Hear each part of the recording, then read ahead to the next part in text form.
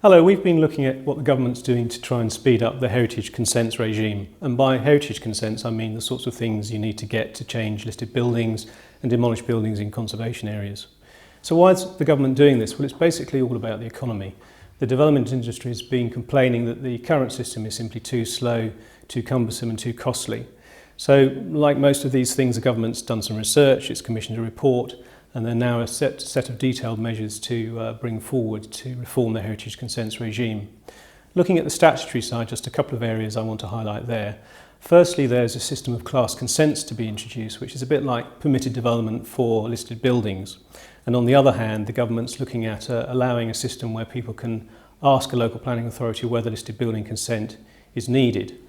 On the non-statutory side, a couple of measures here. We've got something called accredited agents who are going to be able to essentially give consent for minor works to listed buildings.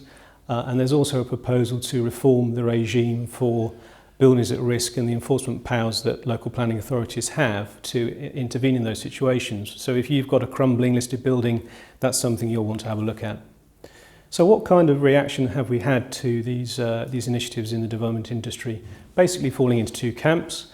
The development industry itself, landowners are quite keen on these changes because it's going to reduce the burden on them and the bureaucracy of changing listed buildings and conservation areas. And on the other hand, local planning authorities, English Heritage, and some development professionals are concerned about the loss of control and the possibility that there could be a risk to the nation's heritage. So what happens next? Well, things are fairly fluid in this area. We're going to be keeping a close eye on the legislation and the guidance emerging over the coming months, and we'll be keeping our clients informed. So do come back to our website for further updates in the future. Thank you.